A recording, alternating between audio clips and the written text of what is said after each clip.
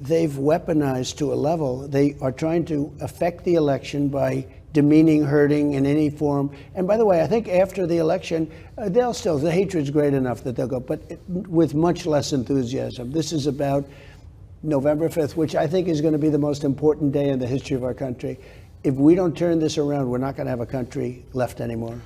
Well, we're a country of laws, right? I mean, and that's what's made us so orderly. That's what's allowed us to progress forward. And there's something that are called hornbook laws or black letter law that is just, these things have just been around so long.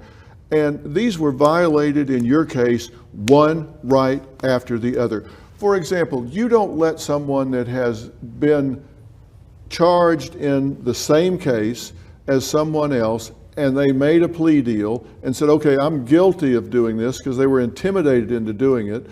The lawyer in your case, we don't even need to speak his name, he bartered around out from under 65 years, looking at 65 years of imprisonment down to 3 years and 2 years on this case and a tax case. So went from 65 years down to 5 years in exchange for giving them testimony against you. That's not supposed to come in, but it did. Pecker making a deal, a non-prosecution agreement. That's not supposed to come in, but it did. That got into the jury box. They got to hear all of that.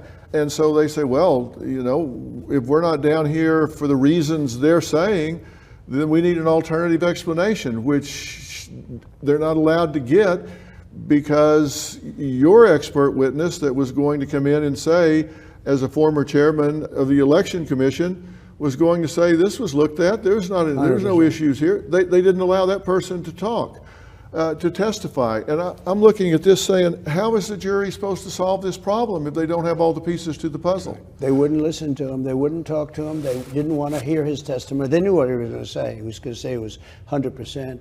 And very importantly, when they tell somebody, you're going to jail for 15 years, unless you say bad things about this guy named Trump, okay? Now, in all fairness, we know a lot of great people, but you don't know too many that would say, I'm not going to do what they want. Yeah. He goes up to somebody and they say, Dr. Phil, you're going to jail for 15 years unless you say bad things about Trump. And if you say the bad things, you're not going to jail at all. In fact, we're going to make you a hero. Or you're going to go for 3 months, or you're going to go for a short period of time. How many people are there that say, you know, I'm not going to do that? There have been people. Yeah, that's right. And those are, in my opinion, these are great people. What they've done to people that work for me is incredible. Yeah. Incredible. The threats, the taking of a gentleman who's been with me for years and telling me he's going to jail for 15 years unless they say, and he went back to jail a second time. I guess they didn't want him to testify. I don't know what happened exactly, but the threats that they made to this man, they've destroyed his life. These are fascists. You know, these are really bad people, Phil. But who's going to do it? You're going to jail for 15 years, or you're going to go for 30 days or 40 days, or you're going to go for no time, but you have to say bad things about Trump. Yeah, and that's intimidation. And some of these people, you look at their age, you look at their health, and for some of it could be a death sentence. And so they make a deal, and that's what I talk about. That's what I mean when I say prosecutorial abuse.